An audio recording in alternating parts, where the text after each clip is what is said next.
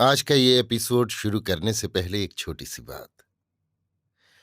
क्या आप भी अपना पॉडकास्ट बनाने की सोच रहे हैं? तो एंकर ट्राई कीजिए। ये पॉडकास्ट बनाने का सबसे आसान तरीका है। नंबर 1, ये फ्री है। नंबर 2, इसमें कई सारे ऐसे टूल्स हैं जो आपको अपने फ़ोन और कंप्यूटर पर रिकॉर्ड और एडिट करने की फैसिलिटी देते हैं। नंबर 3, आप अपने पॉडकास्ट को डिस्ट्रीब्यूट भी कर सकते हैं, जिससे इसे स्पॉटिफाई और दूसरे प्लेटफॉर्म पर सुना जा सके। तो डाउनलोड कीजिए फ्री एंकर ऐप या विजिट कीजिए anchor.fm पर अपना पॉडकास्ट स्टार्ट करने के लिए। ये तो थी एक छोटी सी जानकारी, और अब शुरू करते हैं एपिसोड का सिलसिला।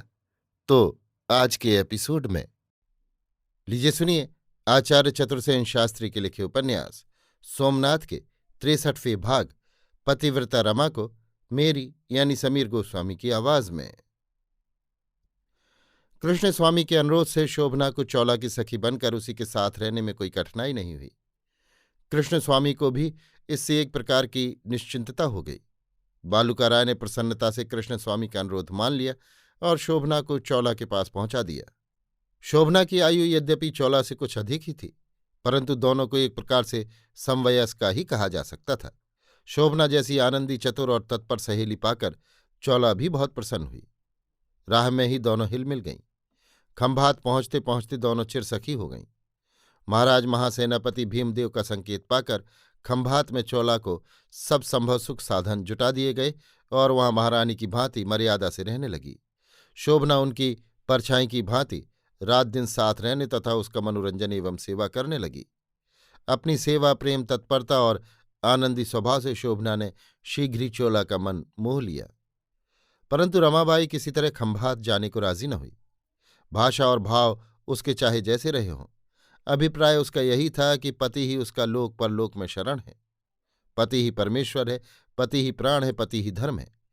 उसके चरणों का आश्रय छोड़कर वो जीते जी कहीं नहीं जाएगी। जो पति की गति सो उसकी गति। वो जीवन मरण, सुख दुख, लाभ हानि, संपत्ति विपत्ति में पति की अखंड संगनी, सहधर्मिणी और भार्या है। परंतु ये हुआ अभिप्राय। भाव भाषा भी देखिए, इसमें किसी का वश भी क्या है। मनुष्य अपने स्वभाव ही के अनुसार मनोभाव प्रकट करता है। सो जब रमाबाई से खंभात जाने को कहा गया तो उसने अच्छा खासा महाभारत खड़ा कर दिया। वो गुस्से से मुंह फुलाकर अपनी गोल गोल आंखें घुमाती हुई बेलन लेकर कृष्ण स्वामी के सामने तनकर खड़ी हो गई और सर्पणी की भांति फुफकार मारकर बोली, देखती हूं तुम मुझ जीती जागती को कैसे घर से निकालते हो। 4 फेरे डाल अग्नि की साक्षी करके लाए हो। भागकर बाप के घर से नहीं निकली हूं। अब इसकी देहरी के बाहर मेरी लाश ही निकलेगी, समझे। किंतु कृष्ण स्वामी ने खूब नर्म होकर समझाते हुए कहा, ये बात नहीं है शोभना की मां, वो गजनी का राक्षस आ रहा है। उसी के भय से सब लोग घर बार छोड़कर भाग रहे हैं। तुम्हें घर से निकालता कौन है? घर बार तो सब तुम्हारा ही है, तुम ही न घर की मालकिन हो। इस पर जिद करके रमा ने कहा, तो जिसे डर हो वो भागे। आए वो गजनी का राक्षस, इसी बेलन से उसका सिर न फोड़ूं तो मेरा नाम रमा नहीं। वो गेंद की तरह लुढ़कती हुई सारे घर में घूम गई। फिर फपक फपक कर रोने लगी। रोते रोते बड़बड़ाने लगी, तुमने जन्म भर जलाया है और अब डर के मारे औरत को घर से बाहर भेज रहे हो। बड़े बांके बहादुर हो। अरे नामर्द, औरत की रक्षा नहीं कर सकते तो उसका हाथ 4 पंचों में क्यों पकड़ा था? फिर डर है तो तुम भी चलो। तुम यहाँ कहाँ के तीर तमंचे चलाओगे? देखिए तुम्हारी जवामर्दी, बस अधिक न कहलाओ। कृष्ण स्वामी ने फिर साहस किया, समझाते हुए बोले, शोभना की मां, महाराज महासेनापति की आज्ञा है, वो तो माननी ही पड़ेगी। रमा ने खींच कर कहा, क्यों माननी पड़ेगी? मैंने महासेनापति से ब्याह नहीं किया, ना उनकी दबेल हूं। महासेनापति मेरे सामने तो आए।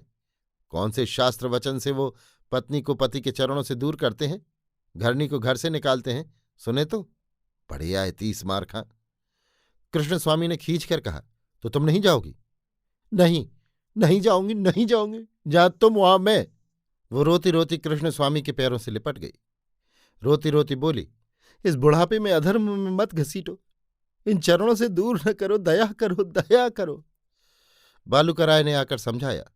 शोभना ने भी दम दिलासा दिया, फुसलाया, बहलाया, पर रमाबाई एक से दो न हुई। विवश हो शोभना माता से अंक भर मिल रोती हुई विदा हुई।